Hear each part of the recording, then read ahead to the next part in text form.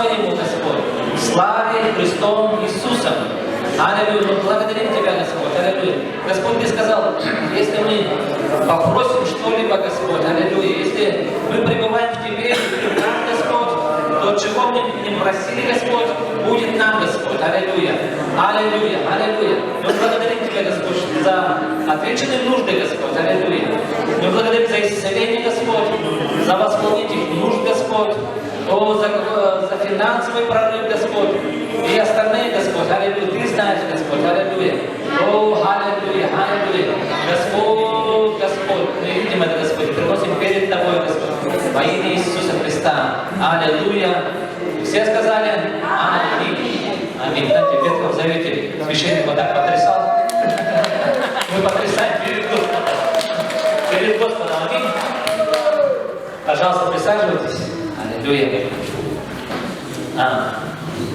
И у нас сегодня последний день. Аллилуйя. Просто будем открыты. Аминь. Пусть Слово входит в нас. Аминь. Аллилуйя. И у нас объявление, что продолжается у нас молитвенный марафон. Записывайтесь у Александры Охлопковой. Аллилуйя. Мы каждый день подходим, по 2 человека мы молимся. Аминь. Молимся. И мы идем в новое, как сказать, движение Духа. Аминь. Аллилуйя. И каждый месяц у нас будет новое, как сказать, новое направление, новая тема. Аллилуйя. И вот сейчас, который мы проходим, это молитва. Аминь. Скажите, молитва. Молитва. Аллилуйя. И также есть, знаете, Бог хочет, чтобы мы все служили. Аминь. Мы спаслись благодаря Иисусу Христу, но этого мало. Аминь. Это вот такой самый первый шаг. Бог хочет, чтобы мы продолжали следовать за Ним, служа Ему. Аминь. И поэтому есть у нас разные нужды. Одно из таких, что кто-то может здесь помогать, например, при записи. Так что, кто хочет помогать, просто подходите, и мы будем просто рассматривать это все. Аллилуйя. Аминь. Слава Господу. И после каждого собрания у нас уборка. Те, кто не ходит на домашнюю группу, вы можете помогать здесь. И каждая домашняя группа, мы решили, что в каждое собрание будет одна домашняя группа, она отвечает за служение, то есть за уборку. Но вы можете помогать. Те, кто никто никуда не ходит, то слава Богу, мы приветствуем каждую помощь. Слава Господу. Аминь. Аминь. И давайте тогда откроем местописание Евангелие от Луки, 19 глава. 19 глава, с 1 стиха почитаем. Потом Иисус вошел в Иерихон и, проходил через него. И вот некто именем Захей, начальник мытарей, человек богатый, искал видеть Иисуса, кто он, но не мог за народом, потому что мал был ростом. Видать, большого роста был человек, да? И забежав вперед, залез на смоковницу, чтобы увидеть его, потому что ему надлежало проходить мимо нее. Иисус, когда пришел на это место, взглянув, увидев его, и сказал ему: Захей, сойди скорее, ибо сегодня надо мне быть у тебя в доме. И он поспешно сошел и принял его с радостью. И все, видя то, начали роптать и говорили, что он вошел к грешному человеку. Захей же, став, сказал Господу: Господи, половину имения Твоего я отдам нищим, и если кого чем обидел, воздам вчетверо. Иисус сказал ему: ныне пришло спасение дому всему, потому что и он сын Авраама, ибо Сын Человеческий пришел взыскать и спасти погибшие. Аллилуйя. Слава Господу. Знаете, такая история, что Захей, этот мытарь, да, знаете, в те времена мытари, наверное, самый презираемый, один из самых презираемых категорий людей были. Потому что они собирали налоги, римские налоги, и от своего народа, и все отнеслись очень были, не любили их, да? И, знаете, Закхей, видать, Господь коснулся его. Он, наверное, слышал про Иисуса Христа. Аминь. И он вперед побежал и забежал, потому что мал был ростом, он поднялся на эту смоковницу. Иисус сказал: Закхей, я ныне к тебе приду. Аминь, буду у тебя.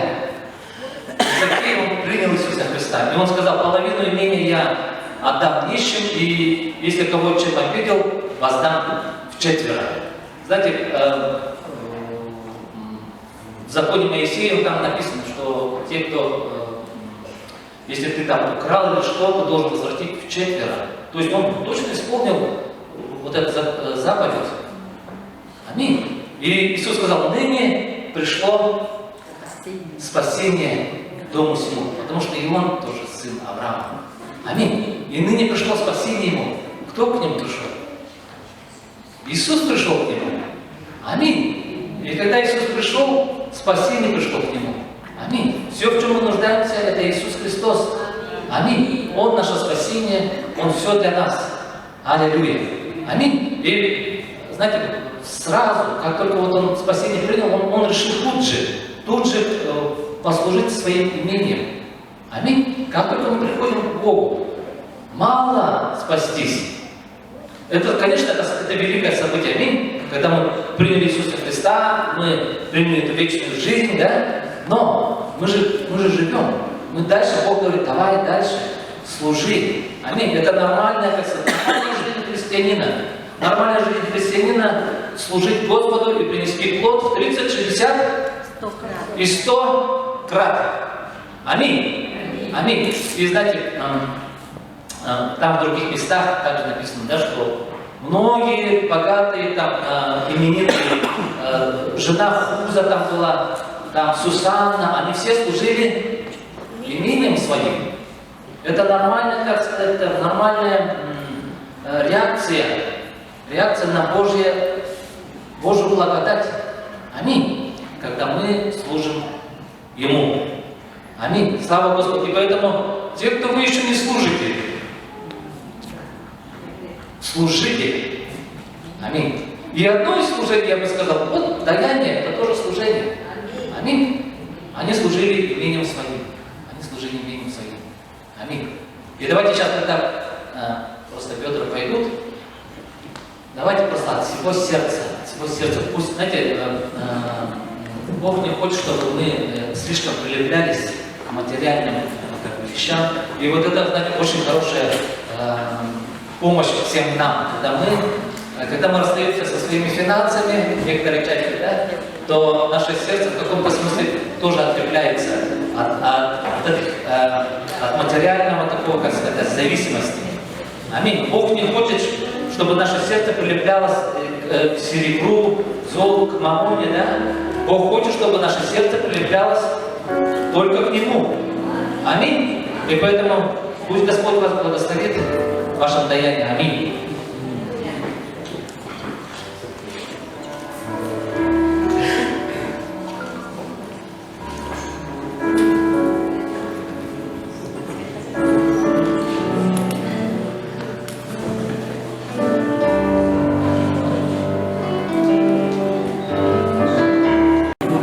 Hallelujah.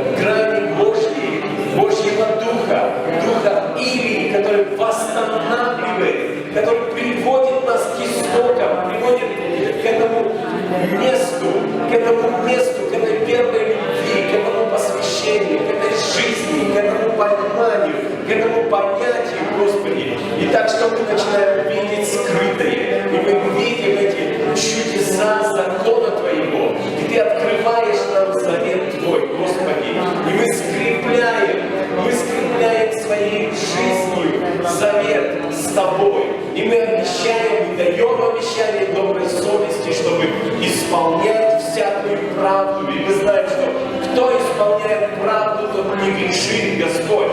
Кто во Христе, тот не грешит, Господи. Спасибо Тебе за этот новый уровень хождения с Тобой. Я благодарю Тебя за то, что Ты сказал. Ты сказал на слово Петра, Ты сказал, когда Петр сказал, если это Ты, Господи, повели мне идти по воде. И Ты, Господи, сказал ему иди, и он выскочил из лодки и пошел по воде. Я благодарен Тебе за праведность, которую Ты дал, в которую Ты нас одел. И мы уже не мы, но мы в Твоей праведности. И мы обличены Твоей святостью. И наша жизнь, как написано, покрыта. Наша жизнь буквально завернута в свет. Господь, спасибо Тебе за эти чудные, удивительные дела, которые настолько кажутся невообразимыми, настолько высокими, настолько недосягаемыми, что мы теряемся. Но, Боже, когда мы теряемся, Ты подхватываешь нас, Ты находишь нас. И Твое Слово «иди», оно держит нас на том, где как бы нельзя стоять. Но мы идем, и, Боже, пусть ничто нас не смущает на этом пути.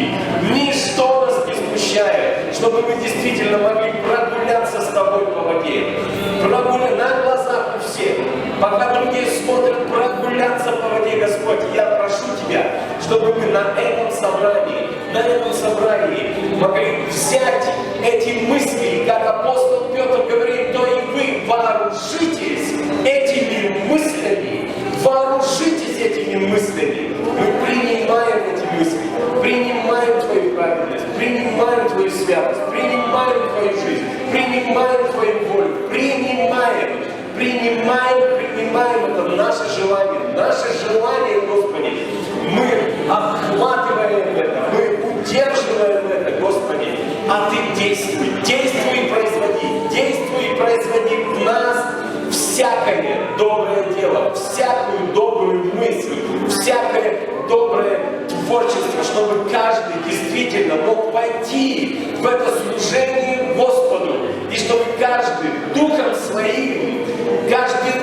своим мог служить Господу во имя Иисуса Христа. И пусть в жизни каждого во имя Иисуса Христа осуществляется воля Божья успешно.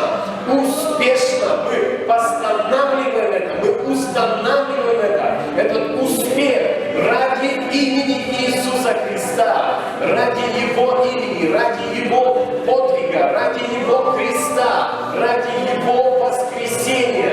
Во имя Иисуса Христа, чтобы каждый из нас он мог ходить в обновленной жизни, совоскресший со Христом. Новая жизнь нового творения во Христе. Во имя Иисуса Христа мы просто бросаем эти семена веры, семена жизни, семена близости с Богом, семена этой ревности по добрым делам, семена способности творить Божьи дела. Во имя Иисуса Христа я провозглашаю этот успех, я утверждаю этот успех. Во имя Иисуса Христа. Пусть это действует, пусть это производит, пусть каждый возрадуется и возвеселится по-честному, искренне, до глубины, о Господе Боге Его, во имя Иисуса Христа, чтобы каждый мог сказать: Господь есть Бог, Господь есть Бог. И действительно, в этом городе Ты Бог, в этом городе Ты Бог. Мы говорим, мы утверждаем и мы веруем во имя Иисуса Христа. Новое время, новое движение, новое течение, когда Бог подхватывает каждого, кто ослабел, подхватывает каждого, кто ослабел, во имя Иисуса Христа, и дает эту жизнь, и жизнь с избытком, пусть этот маленький ручеек, он потечет, пусть он превратится в реки, пусть реки впадают в большие реки, и большие реки пусть впадают в моря, и пусть наполнится это действительно по всей земле наполнится понимание, познание и верение о Господе Боге через народ Твой во имя Иисуса Христа. И все пусть скажут аминь. Аминь. Слава Богу, друзья, присаживайтесь. Бог благомилостив. Бог благомилостив. Я очень сильно рад быть в Якутии, потому что Якутия моя духовная родина. Я вот уже говорил это вашему пастору. И слава Богу за настрой у ваших пасторов, потому что когда был вопрос билетов, и там вместо 5 числа перекинули мой билет на 3-го, и я думаю, что ну все, я уже не полечу никуда. Но пастор оказался очень настырным у вас, настырный, прям настырный. Да, поэтому слава Богу за его веру. Он употребил эту веру, и я думаю, что может ему еще кто-то помогал, наверное, из вас, что нет, давай, надо. Ну и, конечно, для меня, как вот, без преувеличения, это такая честь оказана, такая вот. Я под впечатлением от вас. Я под впечатлением от атмосферы, которая есть. От вот этой атмосферы благодати, которая стоит, она есть. И это, знаете, это как источник, это такой, как озеро, которое образовалось из многих источников. И это озеро, оно начинает развиваться, растекаться и спускаться. И вот они, Божьи водопады, что ты можешь встать под эти Божьи водопады, и это может проистекать прямо через тебя. И это что-то, что даже может действовать и работать независимо от тебя. И обстоятельства могут быть так закручены, вдруг, внезапно, так закручены, что ты вдруг находишь себя, что ты уже молишься за больных. Ты раньше боялся, но ты молишься. Ты уже смотришь, как ты говоришь такие вещи, и человек говорит: слушай, откуда ты это знаешь, как это происходит? А ты сам не знаешь, как это происходит, потому что у праведников в устах умножаются знания. Ты вдруг видишь, что, оказывается, Бог внутри тебя живет. Тебе просто надо снова и снова давать ему возможность работать, действовать и не думать там о том, что ты вчера там нагрешил там, или что-то еще там себя там этими ограничениями. То, на чем твое внимание сконцентрировано, это будет владеть тобой. И либо это приведет тебя к ограничениям, либо это приведет тебя к расширению. Поэтому обновление ума нашего – это важная деталь. Важная деталь. Хорошо, слава Богу. Это просто, видите, почувствовали, да, с места в карьер. Поэтому спасибо огромное, очень благодарен. Вы, можно сказать, премудрого пескаря вытащили из его пещерки. Знаете, сказано. Аллилуйя, аллилуйя. Пусть Бог благословит нас на это время. И давайте попросим, это больше не для нас надо, не для самого Духа Святого, это больше для нас надо.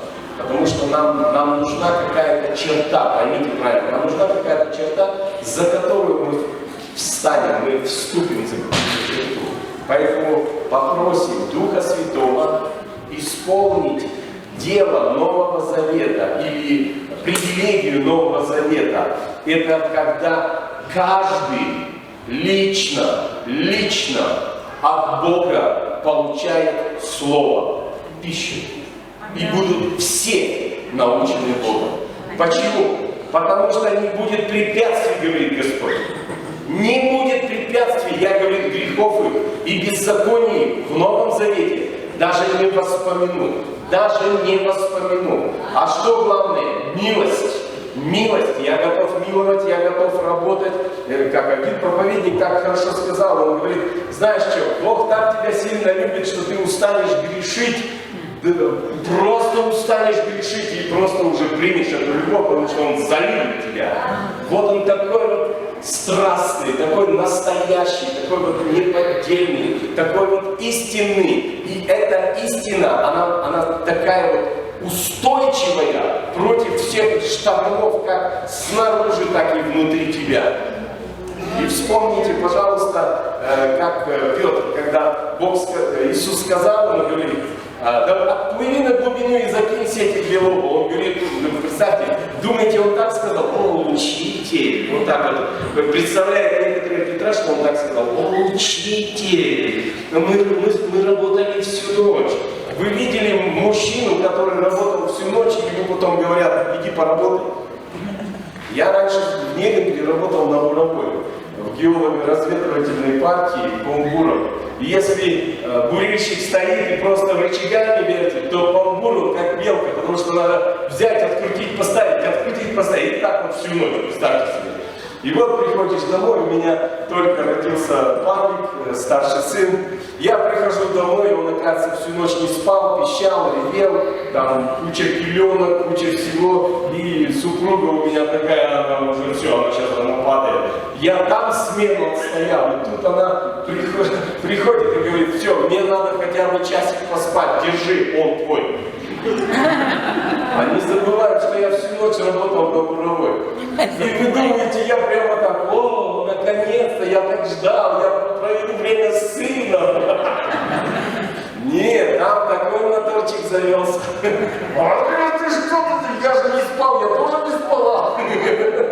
Я там вертелся, я тоже вертелась. Ну и, конечно, любовь побеждает. Любовь побеждает. Но вот представьте себе, как Петр отреагировал на слова. Конечно, перед всеми он говорит, учитель, мы трудились всю ночь. Мы всю ночь трудились, надо же лицо не потерять, вы понимаете? Мы ничего не поймали. Он говорит, сети возьми, закинь сети. Он поворачивается, уже все сети помыли, одна осталась непомытая. Он говорит, берем вот эту и отплываем. Хорошо не успели помыть. И он без какой-либо особой веры, особой надежды, с некоторым внутренним раздражением, таким, вот понимаете, так, языком чесать, это же, извини меня, всю ночь ловить рыбу. И вот они отплывают, вот он закидывает эту сеть. Конечно, Иисус, смотрите, он просто промолчал. Эх, сказать, не поверил. Сеть всего взял, еще какую, вот эту. Ты понимаете? Бог все видит. Но что потом произошло? Закинули сеть, там на глубине, где сказал Иисус, потянули,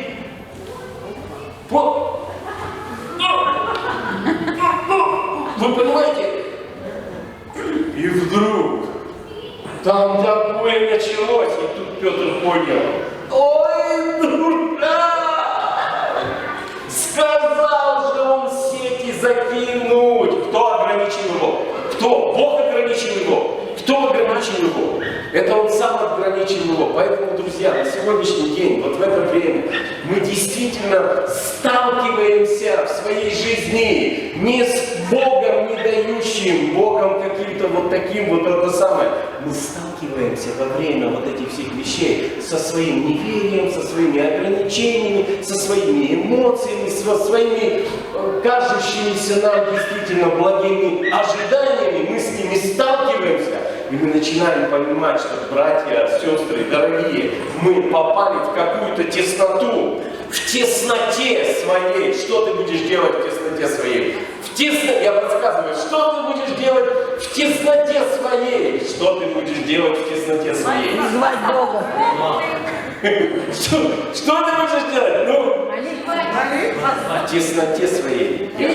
Господа воззвал: Боже, я устал от своих ограничений, я устал от своей коробочки, я устал, я хочу расширения, я хочу внутреннее, просто вот как, знаете, и как будто мои легкие, как будто они весь огнем захватили. Я чувствую все, я понимаю все. То есть это какое-то особенное понимание и познание, которое приходит через Дух Святой. И теперь с этого времени, теперь нужно, Бог поднял тебя на своем лифте благодати, на этот уровень. Он показал тебе этот этаж. А теперь ты должен ходить на этом этаже. И теперь от тебя это зависит. Будешь ли ты верить Богу на этом уровне дальше? Или ты опять спустишься вниз на твой привычный уровень? Поэтому Бог призывает сегодня народ свой выйти из этих ограничений. Выйти от того, что внутри у тебя есть какая-то борьба, какие-то противоречия, какое-то такое понимание, которое загоняет тебя в коробочку, там, где тебе уже ничего не хочется, там, где ты разочарован в людях, там, где ты разочарован сам в себе, разочарован, потому что ты чего-то боишься, потому что у тебя какие-то несбывшиеся ожидания, накопилось это все. И вы понимаете, то есть вот Бог приходит вот в эти обстоятельства. Ты трудился всю ночь. Ты трудился всю ночь и ничего не поймал. Но вот именно в этот момент, в момент твоей усталости, в момент все, Бог решил подхватить Петра. Подхватить его, говорит: ха-ха! И думает, что он такой веселый? Почему он такой веселый? Этот проповедник, которого Иешуа зовут. Почему он такой уверенный? Откуда у него эта уверенность? Откуда такая власть у него, когда он говорит слово? Почему он такой? Представьте себе, ты сталкиваешься со своей ограниченностью, и ты, читая Писание, видишь, что Богу же возможно все. И у тебя некоторое несоответствие твое. Но как мы говорили вчера о горизонтах, я показывал вот эти именно то, с чем мы сталкиваемся, когда мы переходим от одного горизонта к другому, и нам кажутся некоторые понятия, некоторые вещи, нам кажутся громовой какой-то. Это да как это может быть такое? Но ты же переходишь от ограничений, и здесь самое главное, подчеркиваю, самое главное, при переходе самое главное, поверить в того, в кого ты уверовал и кого ты знаешь. Вот что самое главное. Потому что представьте себе, когда Авраам, отец Авраама, когда Бог пришел, подчеркиваю красной линией, Бог пришел, который он знает, я Бог, человеколюбивый, многомилостивый. Слышите, да? И вот этот человеколюбивый, многомилостивый вдруг говорит: возьми сына твоего, единственного твоего, которого ты любишь, так как будто на больную мозоль ему дают. И потом ему говорит Бог человеколюбивый: иди на гору и принеси его мне в жертву. Ужас! Катастрофа!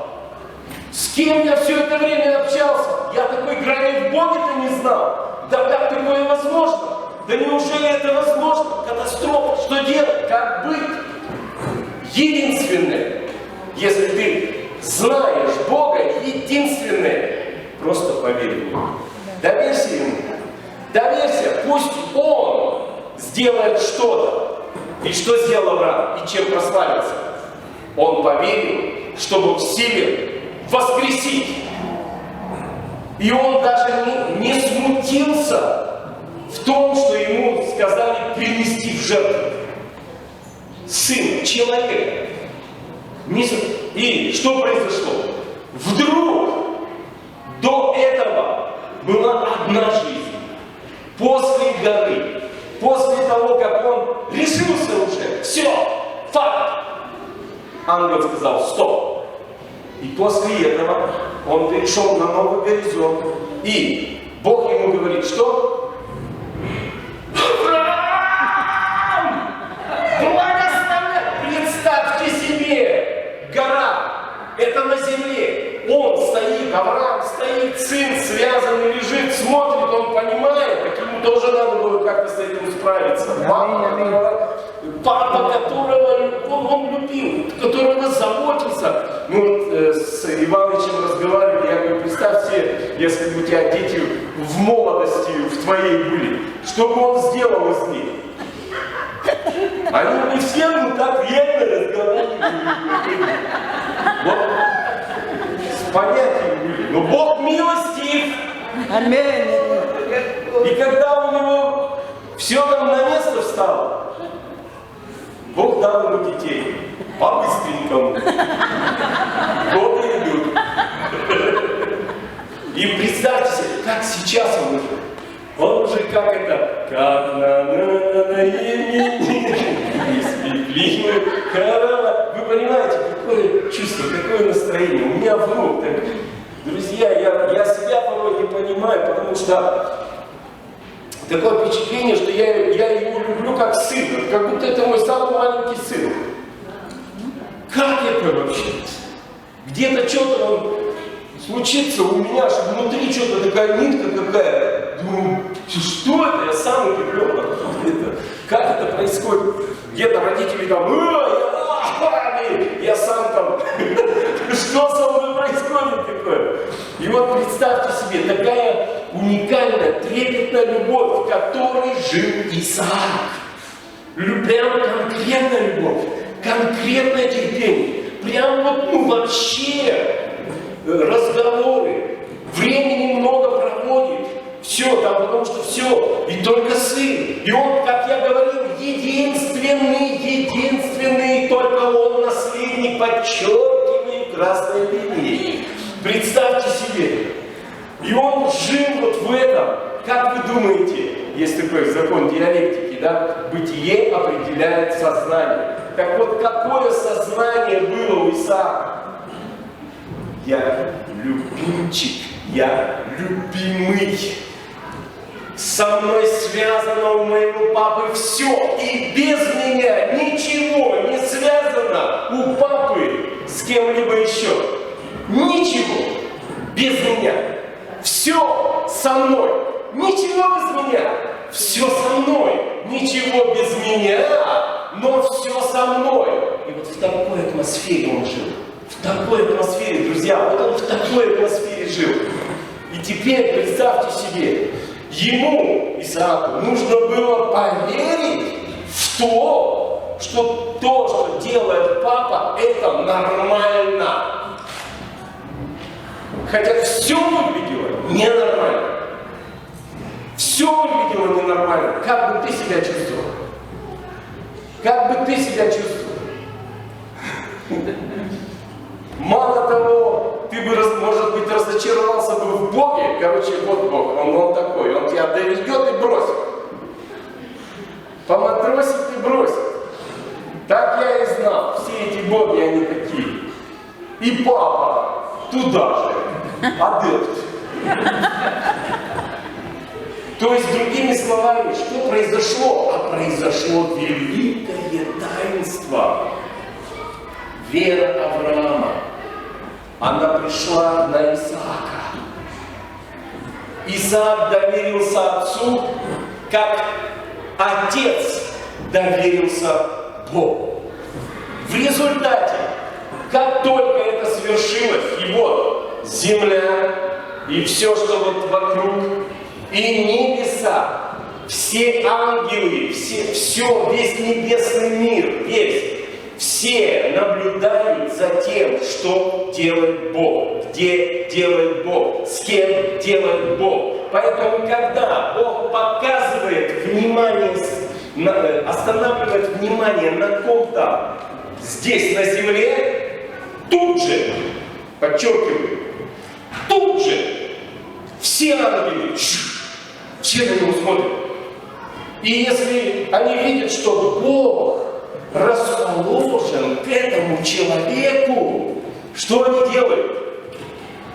Они встают в очередь и стоят как будто... Вы понимаете, почему? Для них это честь, для них это привилегия спуститься и оказать служение кому-то, в ком Бог заинтересовался. Они сделают все со всей их сверхъестественной силой. Верим ли мы в такой духовный мир вокруг нас? И да, и нет. И да, и нет. Почему? А потому что мы видим то место, которое соединяет небеса и землю для нас. Для нас. Это сердце.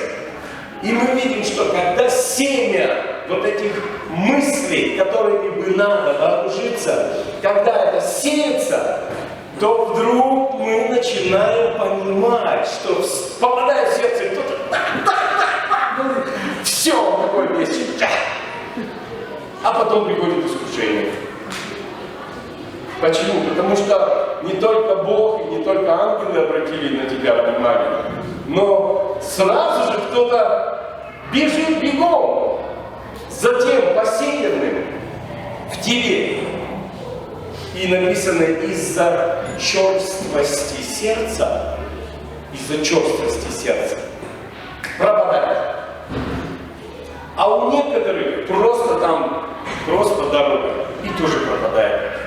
А некоторые принимают, да, но у них много желаний. Я хочу это, хочу то, да Боже, все. Да, я хочу, чтобы сама рыбка на посылках у меня была.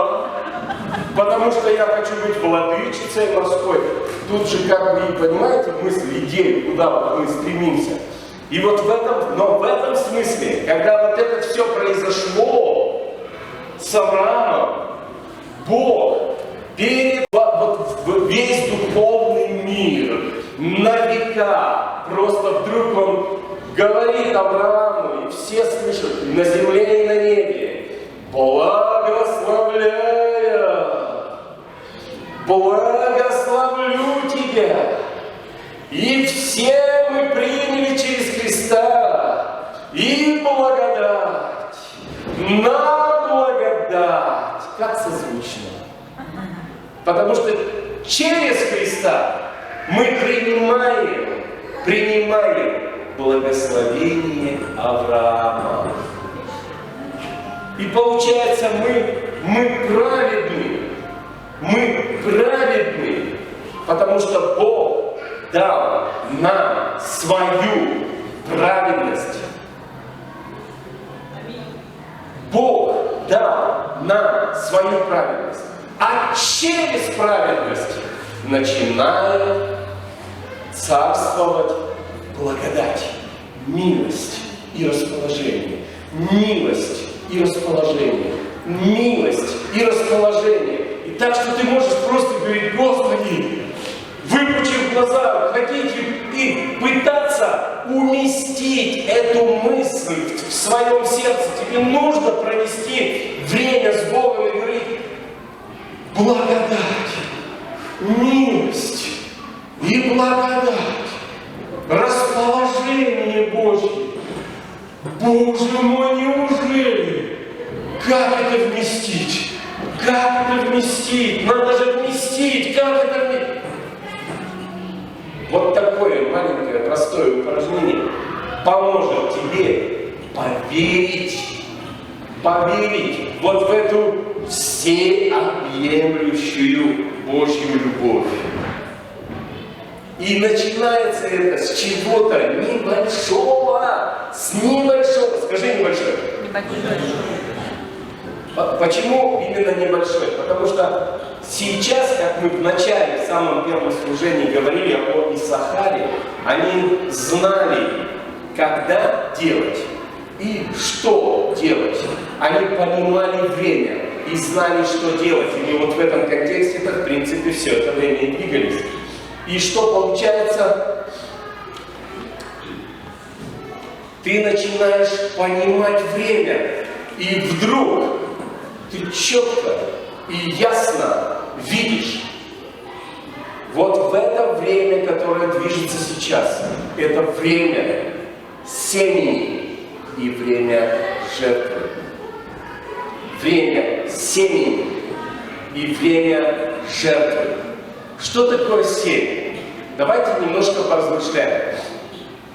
А кто любит курочку? Ну, в смысле, как любит? Как? Ну, нет другого слова. Ну, как, любит или вкусно? Кому нравится. Кому нравится такая жирненькая, такая курочка, прямо так вот это самое. Ну, есть такое, да?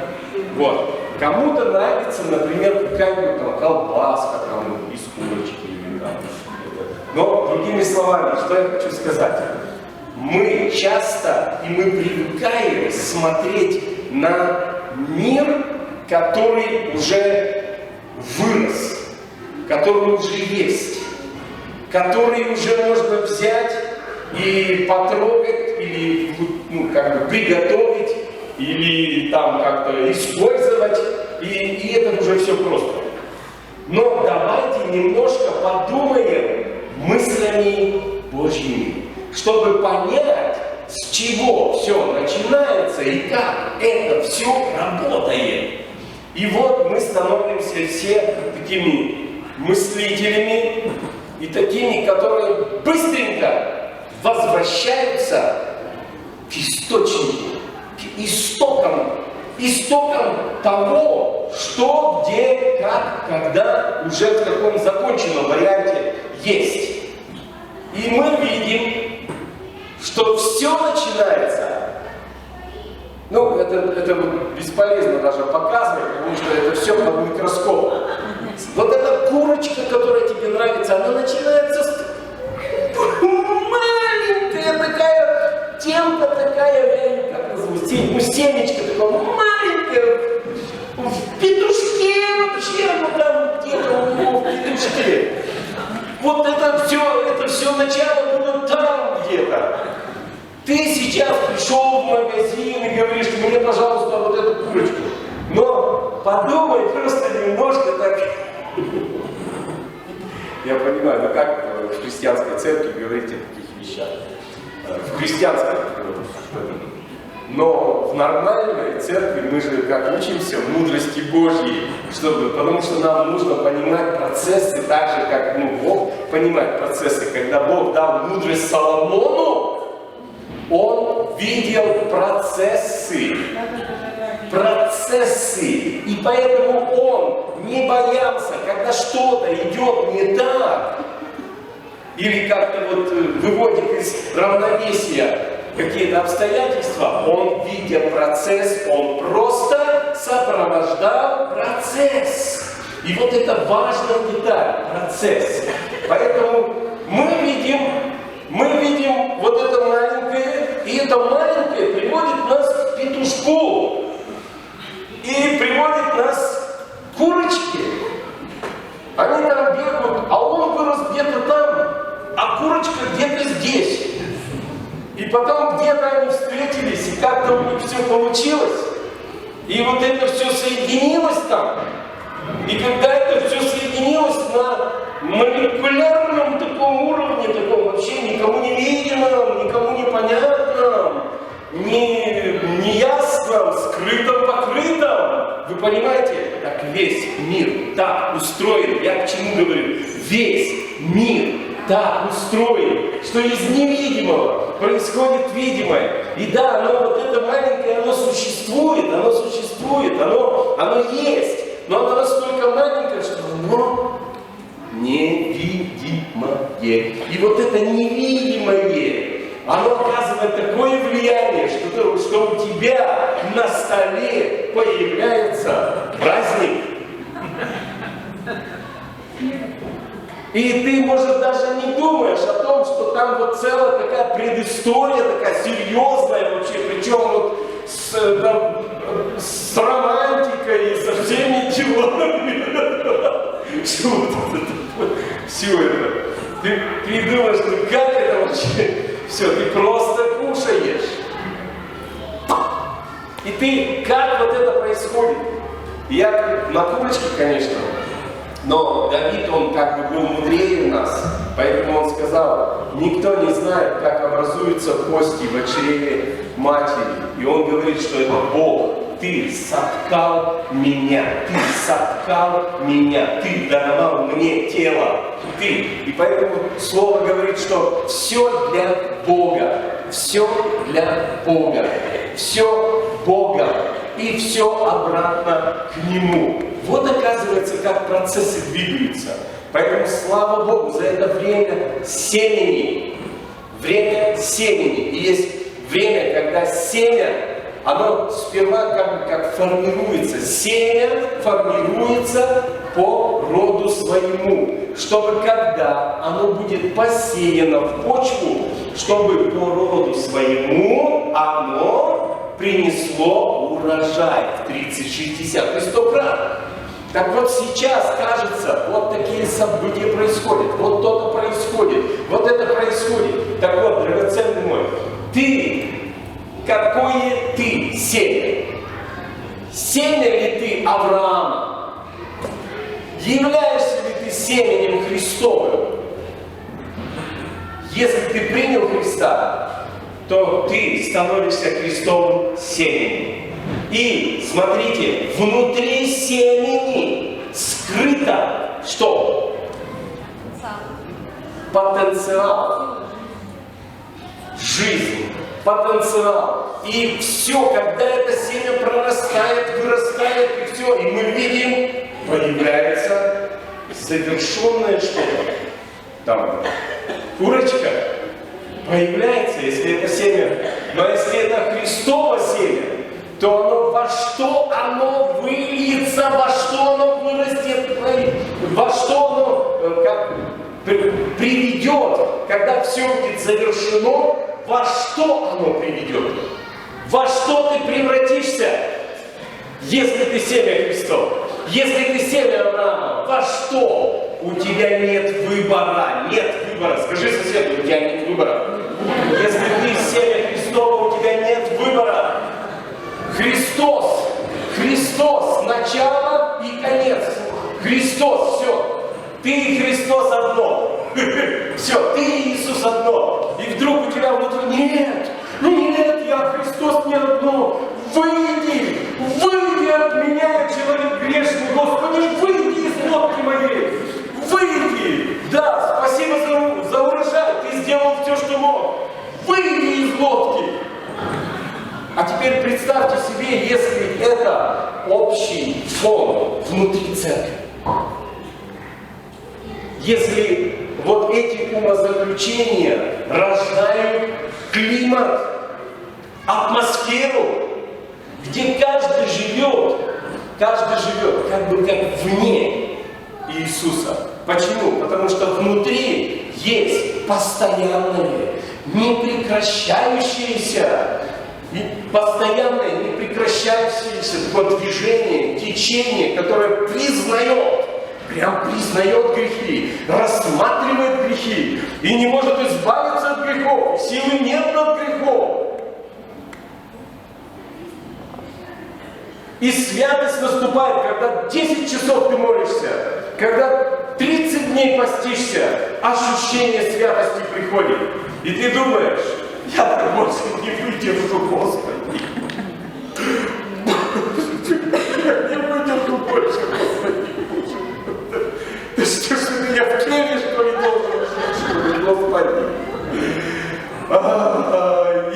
И ты настолько его гонишь из лодки. И песня такая есть. Кто-то из баптистов есть здесь? Из баптистов. Есть, да? Песня такая. Что ты гонишь меня? Что ты гонишь меня? Это Иисус поет тебе в лодке, в твоей. У тебя должно быть состояние благодати и милости, потому что ты заключил завет и пообещал эту добрую совесть. Ты пообещал ему хранить семя. Ты пообещал ему хранить. Написано, что он семя Христова не может тот грешить. Ну не может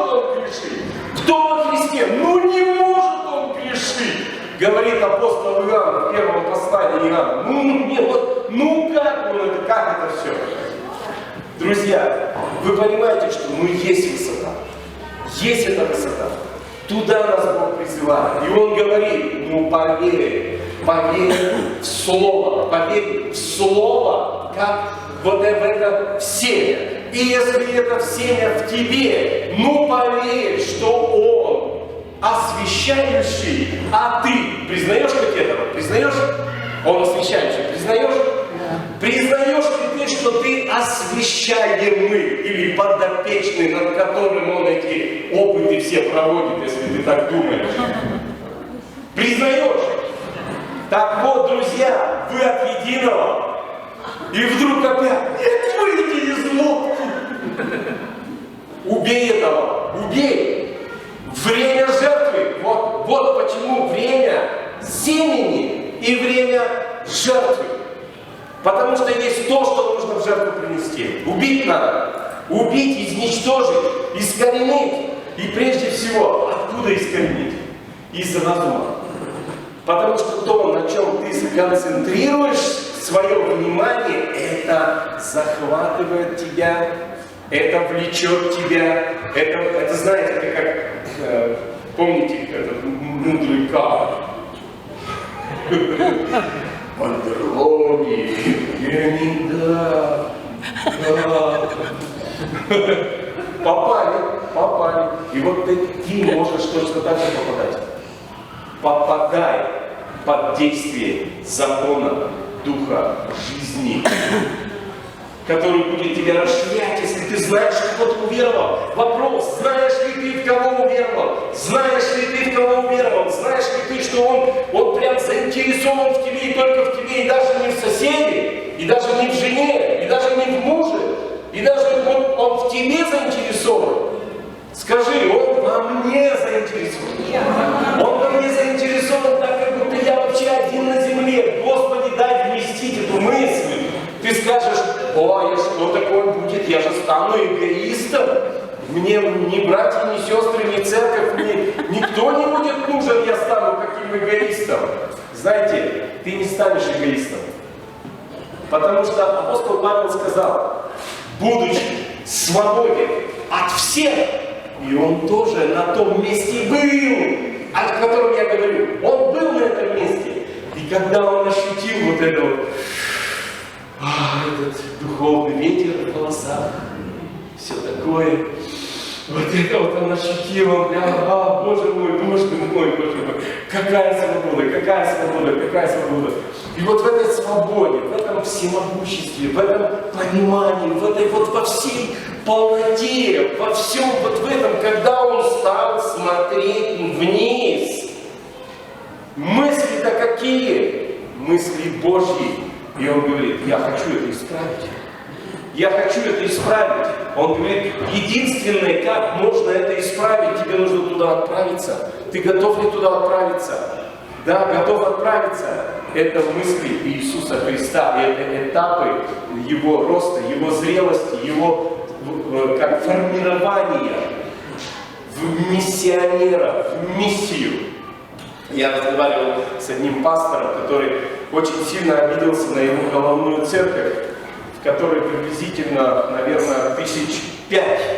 Представьте себе, 1005. 1005, представьте себе.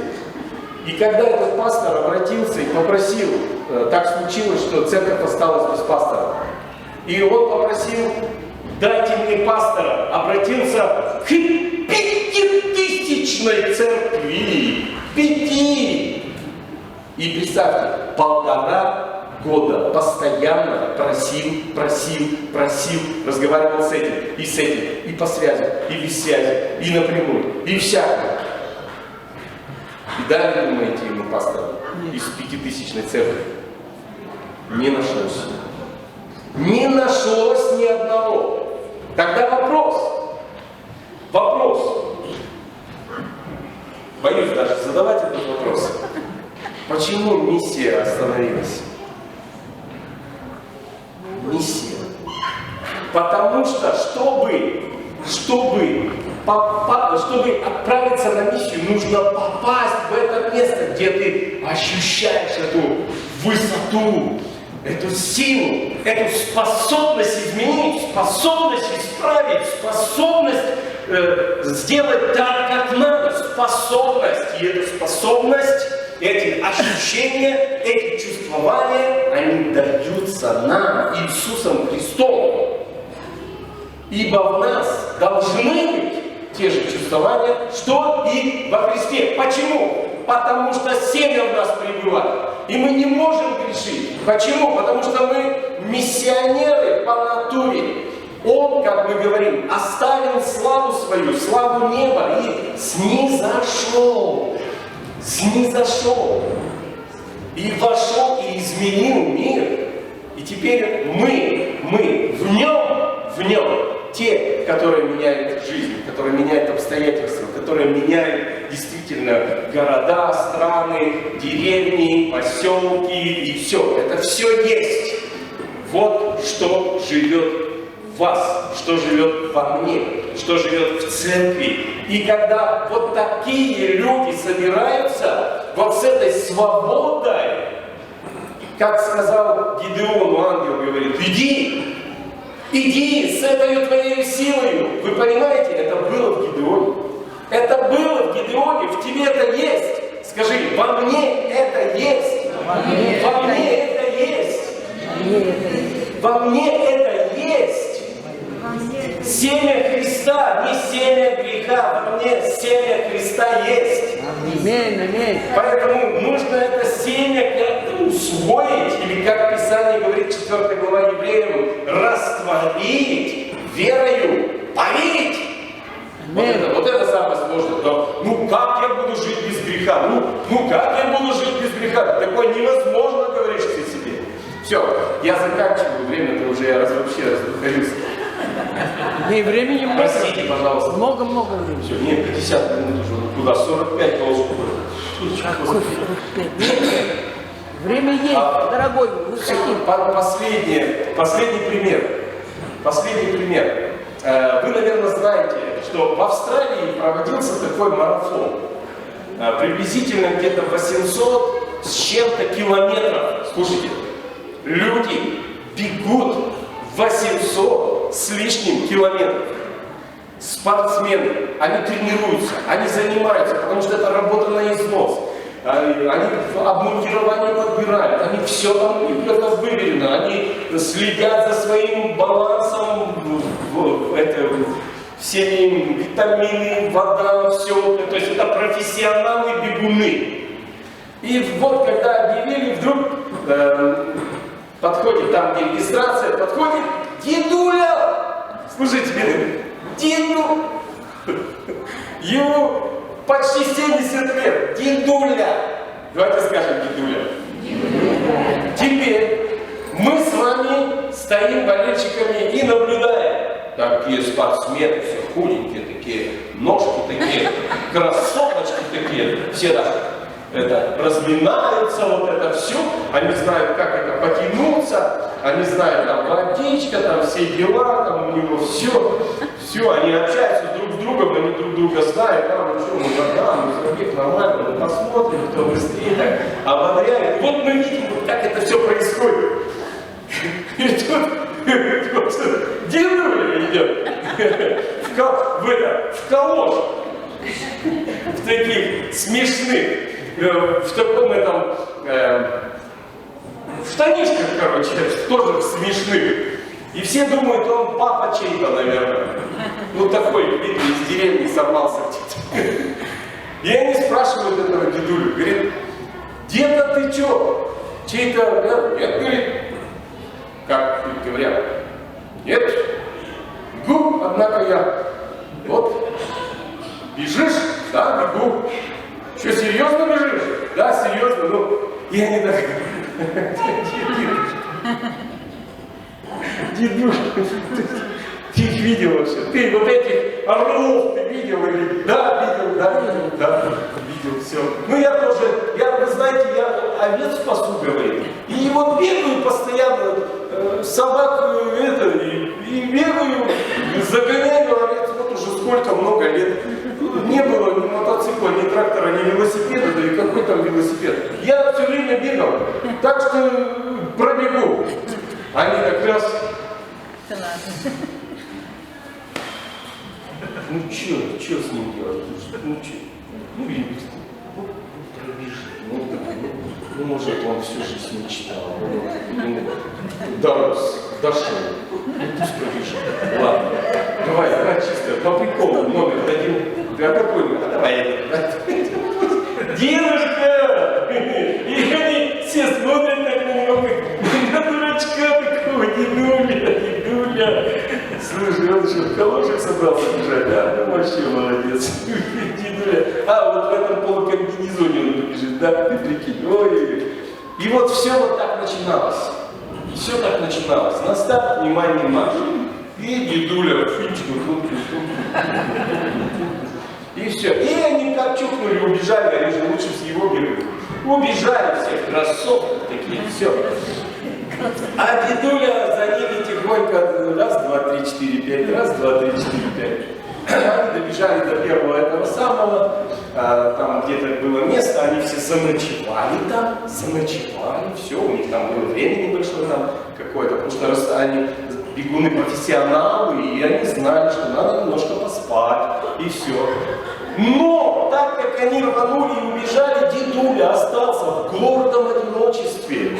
И он не знал, куда ему бежать, где вот спать, и он вообще не знал, что надо спать. Он вообще подумал, что все 800 километров надо бежать. И он просто бежал всю ночь. И даже когда он бежал всю ночь, они все равно еще не добежал. Они отдохнули и побежали дальше. Короче, вы видите, как силы неравные. Силы неравные. И вот он просто продолжал бежать, они бежали весь день, и потом они там на очередном вот там решили отдохнуть, решили поспать, ну потому что так надо. Это они профессионалы. Вот, но дедуля не знал, что опять можно где-то поспать, немножко попить, что-то поесть там и все такое. Он не знал, он просто продолжал бежать. И таким образом, пока они спали, он бежал, пока они спали, он бежал. И в конечном итоге он прибежал первый и ждет и думает, где эти люди? Где эти бегуны? Как же так? В чем дело? Все в шоке. Дедуля, ты где срезал? Ты портал нашел. Ты как ты сюда добраться, они еще кто знает где. Поэтому ему пришлось подождать их, чтобы наградили призеров с ним, которые прибежали.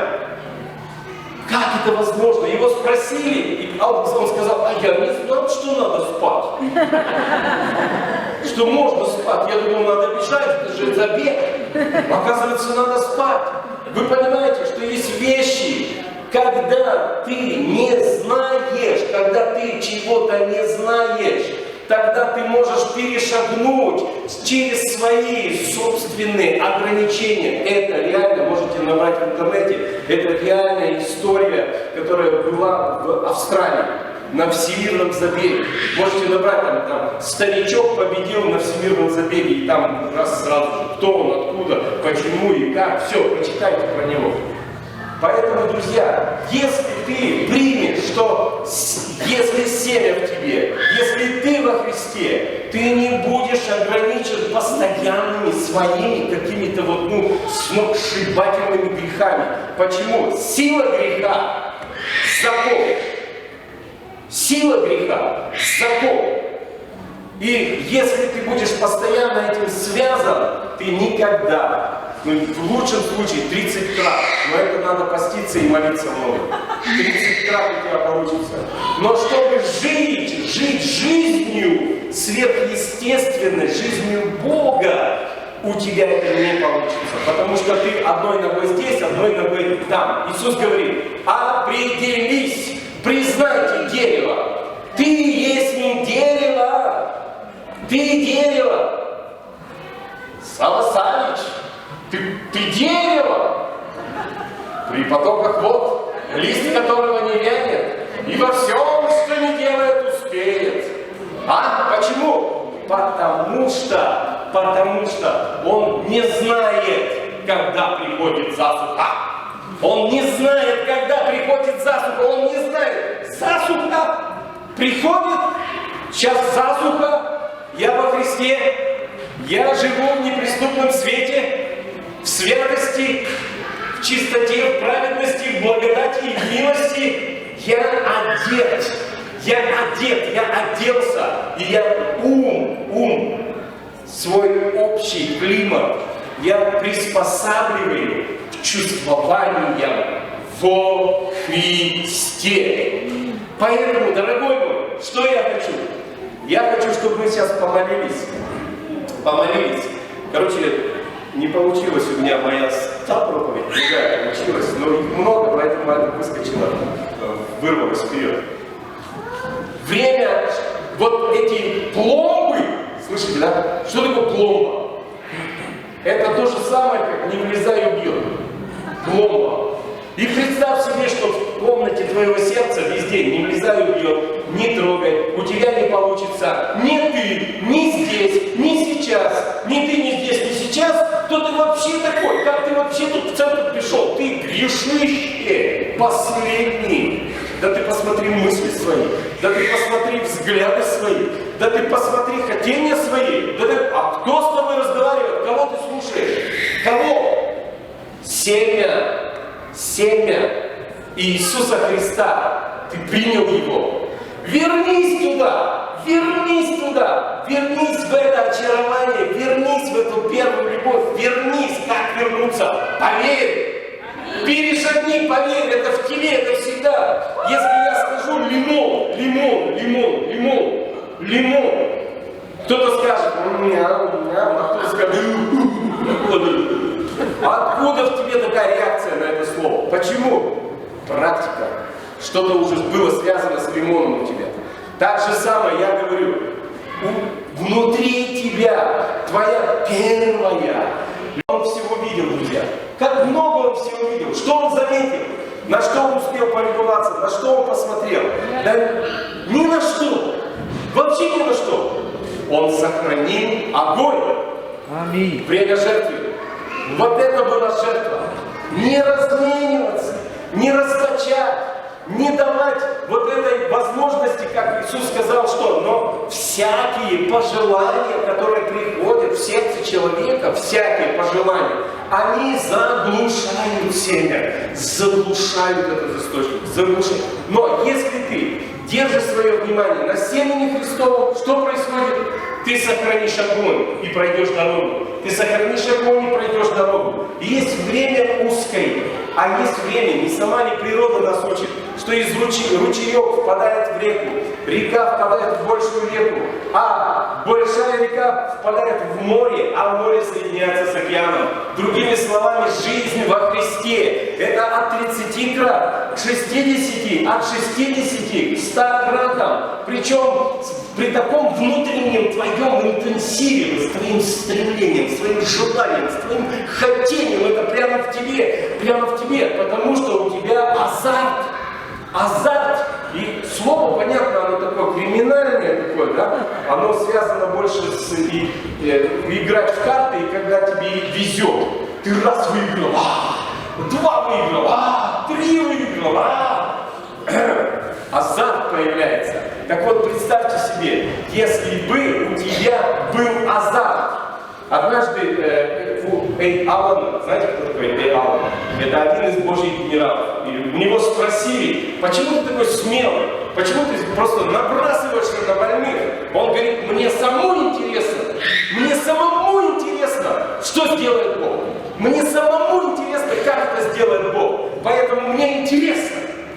И вот представь себе твоя христианская жизнь, она вот такая, с таким внутренним интересом, вот с таким внутренним кодексом, с такой атмосферой, вот это твое.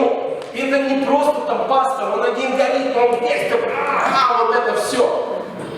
А ты никак не раскачаешься. Нет. Новый Завет — это когда каждый научен Богом.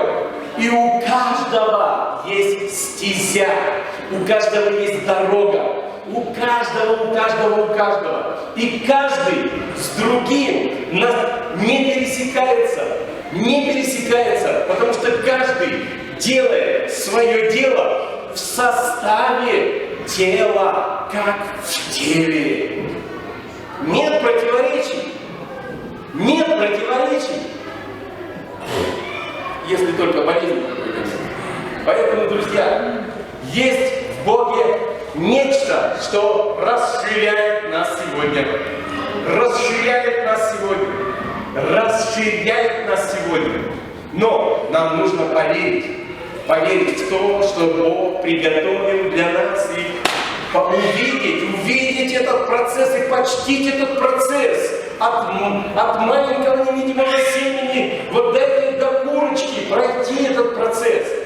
Верить в него, знать, что если Бог запрограммировал, слово-то какое, запрограммировал, что от этого произойдет вот это, если Он это сделал. Друзья, Иисус Христос не служитель греха. Иисус Христос служитель Евангелия.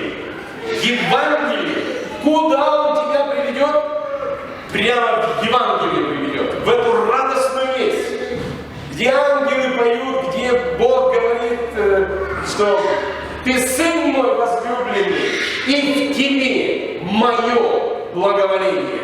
В тебе, и ни в ком другом, в тебе, потому что других нет, только там, только ты. Вот ты один на этом фоне стоишь, все, и тебя любит, и тебе дает, вот ты такой. Друзья, возьмите это для себя. Давайте помолимся. Возьмите это для себя. Пусть вооружитесь этими мыслями. И борьбу не с грехом начните, не с грехом, не надо с ним бороться. Ты все равно не победишь его. Это сила, которая выше нас. Но обрати внимание на семя Христово в себе. Обрати внимание на жизнь во Христе. Обрати внимание, именно так, обрати внимание на то, что ты омыт, ты очищен, ты освящен, ты иное семя. И есть то, что ты должен оставить, чтобы не сообразоваться с этим миром, но преобразоваться из вот этого маленького, вот эти все процессы совершатся в тебе. Все процессы в конечном итоге, когда ты увидишь его, ты тут же все будет подытожено. Полностью тут же будет все подытожено. Но сегодня ты вот в таком процессе. И поэтому это беги к своему совершенству, беги к своей зрелости. Хватай это, пусть ничего не ограничивает тебя. Это возможно. Жить во Христе, ходить во Христе. Это возможно. Не бойся там ничего. Я говорю, это возможно. Встанем, помолимся. Господь Бог, хвала Тебе, хвала Тебе, Господи Боже.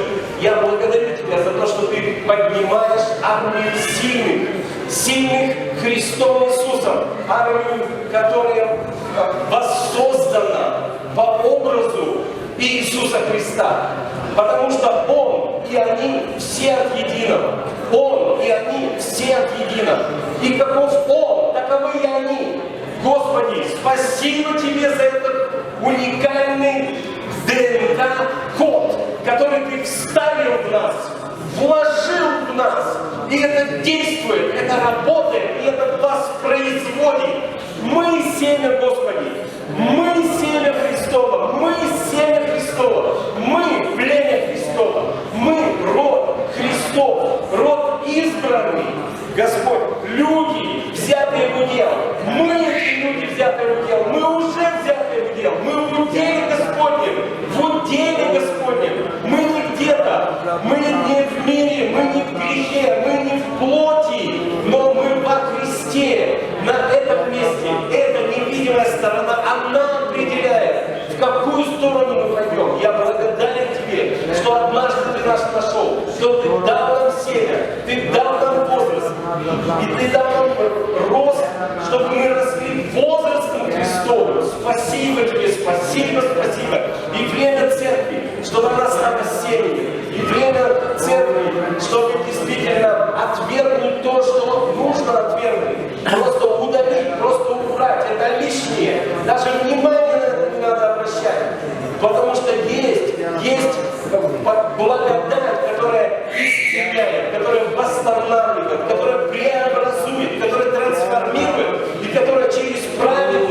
Иисуса Христа, данную нам, она царствует, царствует, милость царствует, благость Божья царствует, близость Божья царствует. Это приходит, это есть, это приходит, это приходит, это приходит, это приходит. Я утверждаю это. Я эту мысль запечатываю в твоем сердце. Во имя Иисуса Христа. Это есть. Я провозглашаю новая жизнь. Я провозглашаю, что это есть Евангелие. Это есть Евангелие. Это совершенный Иисусом Христом труд. Боже, мы видим, Господи, смотря, мы видим, что ничего прибавить мы не можем, ничего убавить мы не можем, потому что Ты все совершил. И, Боже, как по слову Твоему, молящийся, да хвалится Господом, да хвалится Господом, совершившим все. А нам только лишь принять, а нам только лишь вместить, а нам только лишь сохранить, а нам только лишь жить этим, смотреть на это, чтобы идти Божьим путем. И я благодарю Тебя, что в это время особенно Ты готов нам дать во 100 крат. Во 100 крат, Господи, потому что время неспокойное, время тяжелое, время, оно действительно стимулирует нас. И вот мы ищем, и мы взываем, и мы находим себя, прежде всего, мы находим себя в Тебе. Мы находим Тебя, Господи, и мы учимся хранить эту внутреннюю связь с Господом. И мы более концентрируемся на внутренней связи вот этой. И через это мы растем возрастом Божьим, мы преобразуемся через это. Боже, спасибо Тебе за эту жизнь. Боже, спасибо Тебе за эту лавину любви, за это движение, за эту лаву, которая течет из сердца Божьего, которая, она действительно все грешное сметает, все удаляет, все убирает, всю грязь, Ты выметаешь всякую грязь из сердец наших, из церквей наших, просто это уходит, потому что Ты возлюбил, ибо так возлюбил, чтобы очистить себе народ. Ревностный Давид нам так возлюбил. Пусть это течет, пусть это течет во имя Иисуса, пусть это течет, пусть это производит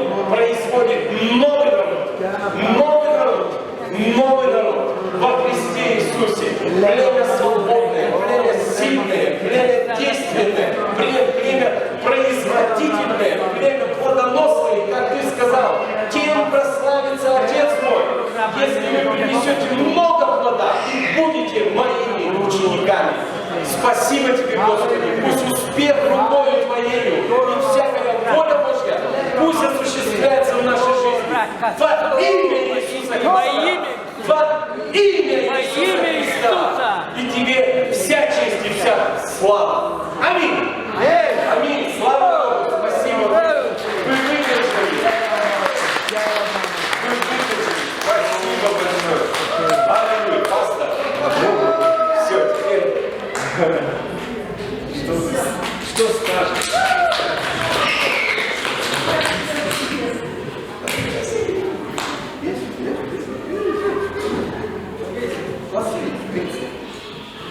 Аллилуйя! Аллилуйя! А такая интересная атмосфера. А что дальше? Можно музыки просто, пока музыку поставить. Только можно, да? Аллилуйя! Вы можете присесть, но только с тем, что вы присаживаетесь, и вы в той же атмосфере сейчас вот находитесь. Я просто сказал Богу: Господь, если Ты хочешь, чтобы это было, пусть оно будет так, как оно будет. Мы будем молиться. Мы будем еще потом молиться нашего гостя. Я потом немножко скажу тоже. Возможно, даже мы помолимся за всех. Смотрите, за тех, кто уезжает, тоже, да, нужно напомнить. Сейчас мы будем молиться таким образом. Вчера я получил слово, немножко делился с нашим гостем. И просто это снова пришло сегодня, что мы все, мы не просто прихожане, мы можем быть просто прихожанами, но тогда мы получим награду прихожане. Мы можем быть просто верующими. Мы получим награду верующими. на самом деле Писание говорит, что мы ученики Иисуса. И как вы слышали, мы дети Отца, мы дети Царя. И это совсем другое.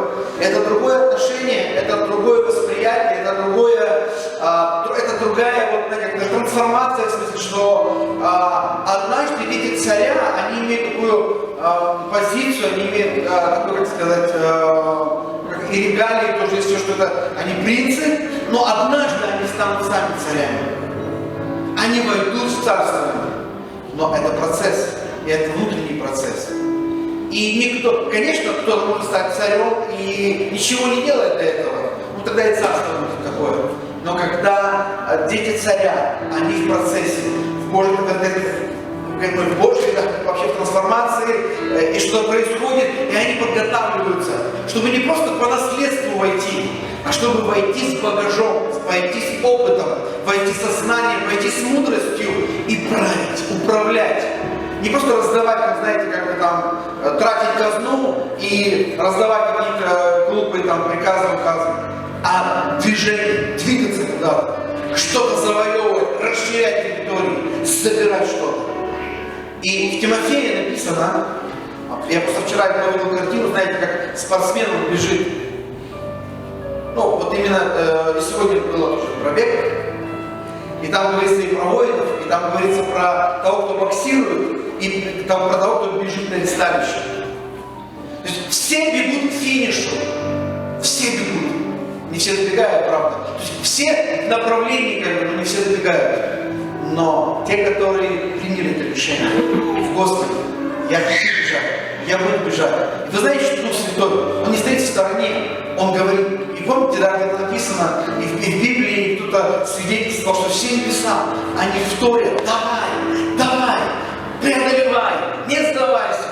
Когда мы спотыкаемся, падаем, они стоят на поколении, они молятся, чтобы снова подняться. Когда мы поднимаемся, начинаем все небеса, потому что мы приступили к граду Бога живого. И целый град, небесный Иерусалим, и все святые за всю историю, они смотрят на нас и говорят, давай, вы те, которых вы ждали, вы последние, других уже не будет. Не смотри на других, не смотри, что не ты не сейчас, ты сейчас. Другого не будет. И это, вы знаете, так стильно, что сейчас пришло еще больше понимания. Есть спринтеры и есть стайеры. Скажу сейчас как бы так, в комплексе. Мы не спринтеры. В определенном смысле. Мы прежде всего и больше мы стайеры. Спринт — это короткая дистанция. Стайер — это забег на дальний. Знаете, наш забег — это наше сражение, наша битва. Добежать до ресталища, до конца. Даже если это будет, если как это закончится, это славно закончится, как бы и на кресте распинали, и в Колизеях разрывали. Но они добежали до своего ресталища. Потому что наше ресталище не на земле, не получение какого-то, наше ресталище — это Он. Это Он в нас, который дает силу, и мы придем в Его присутствие на небеса. Мы на небеса идем. С собой побольше захватить по ходу песни. И мы на дальней дистанции. Но в определенном смысле мы спринтеры. Я поясню. Мы не спринтеры по жизни. Мы в жизни в том, чтобы ты не пришел в какое-то служение, чтобы тебя похоронили в этом служении. Ты можешь начать с чего-то малого, ты можешь перейти во что-то другое, ты можешь развиться там, и Бог поведет. Я знаю много служителей, особенно в Швеции, которые все, с чего они начинали, с простых вещей, играли там на ту-ру-ду-ру-ду-ду-ду. Сегодня они начинали быть миссионерами, потом учителями, потом директорами отделов, и они движутся в Духе Святом, они служат. Я увидел сегодня, за что мы будем молиться, две вещи. Нам нужна мудрость на спринте. То есть, чтобы, знаешь, понимать, где мне сегодня быть, где мне сегодня стоять, где мне сегодня быть верным. Будь верным там, где Бог тебя поставил. Но когда Бог тебя ведет, ты понимаешь, есть новое время, перейти, войти во что-то новое, чтобы ты правильно оставил старое и правильно вошел в новое. В благословение, с благословением и в благословении. Это называется духовный рост твоего служения. Что угодно, будь то домашка, будь твой вообще, но духовный рост, он будет бывает служение, то или иное, в церкви, около церкви, в мире. Но также нам нужна, помимо мудрости, вот в старой части. Но старство это наше не основное. Оно внутри спринта, марафона. Дальний марафон. Марафон это вся жизнь. И знаешь, некоторые люди, они достигают каких-то успехов. Тут в одной битве победили, тут заняли первое место, и они уже и расслабились. Знаете, прямо вчера, когда я видел эту картину, я вспомнил одного, это связано со спортом, один певец. Я не помню, как его по имени, но его звали Чумаков.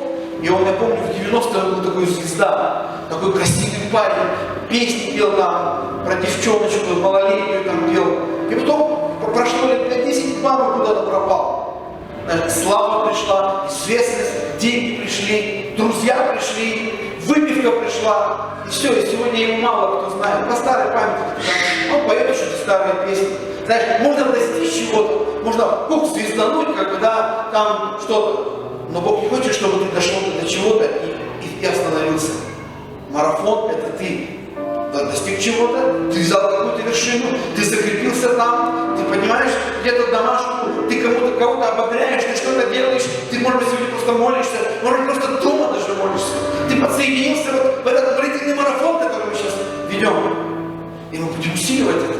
Потому что твоя жизнь не останется, потому что мы помолились за марафон, и дальше мы расслабимся. Нет, Господь, дай мудрости нам это поднимать. Почему? Потому что нам нужна мудрость в спринте, и нам нужно долготерпение и вера в марафоне.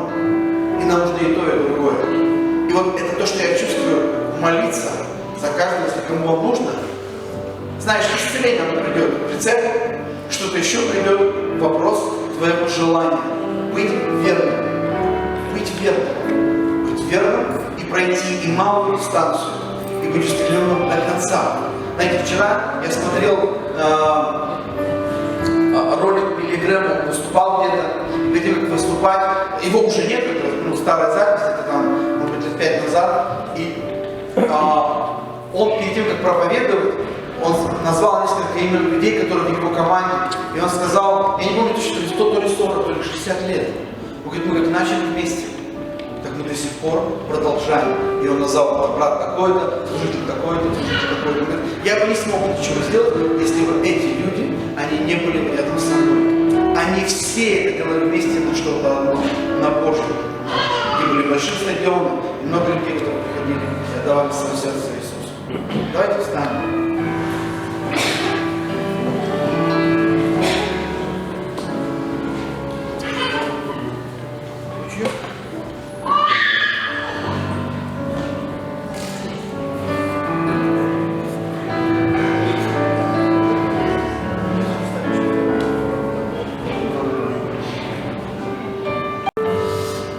Мы вот примерно, как бы, да, сейчас возьмем немножко еще с прославлением, чтобы был порядок, вам нужно будет никому выбегать сюда, или выходить, или что-то еще. Мы сделали здесь некий в виде арки, такой братской арки, и каждый из вас, ряд за рядом, будет просто проходить. Братья, вы нужны, наверное, где-то, может быть, нам на всякий случай на выходе, может быть, пару братьев, которые, если вдруг кого-то начнет где-то что-то происходить, чтобы как бы поймали, посадили там. Но так что настраивайте, знаете, когда люди выходят, и они хотят какие-то, чтобы с них помолились, меня, знаете, сколько по жизни я куда не выходил, за все 25 лет в вере, может быть, пару раз я упал, и только в сознании. А все время, сколько не выходил, помню, в библейской школе, они падают, какие там, их вертолет вообще такой прям. Они, оказывается, каратэ снимаются, как-то связаны, они как-то падают неоднозначно. Я тоже не как слететь, где-нибудь упасть, где-нибудь там в туте полетать, где-нибудь. Нет, выхожу, не могу, принимай веру. Поэтому, знаешь, чувства, они такие приходят и уходят, а ты принимай веру. Веры, что Бог хочет, чтобы у тебя была мудрость пробежать короткую дистанцию, но и вера дала терпение, чтобы вообще бежать до конца. Аминь, аминь. Аминь. Поэтому...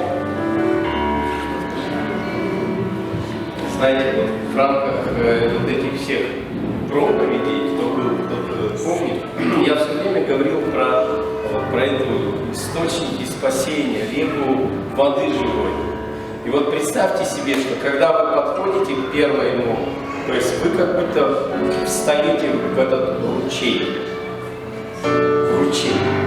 И просто вот представьте, ты входишь и можешь даже песню петь: «А я в реку войду, а я в реку войду, а я в реку войду». В эту реку, где по щиколотку, по колено, по пояс, а потом там дальше все, плыви. Плыви в этой благодати, двигайся в этой благодати, насыщайся, напивайся, вот, чтобы тебя вот это так схватило, так захватило, чтобы тебе даже жить-то некогда было. Настолько ты весь счастлив, что такая благодать в твоей жизни, что сам Иисус Христос любит тебя беспредельно. Хорошо? То есть вот с этими мыслями подходите, приступайте и двигайтесь.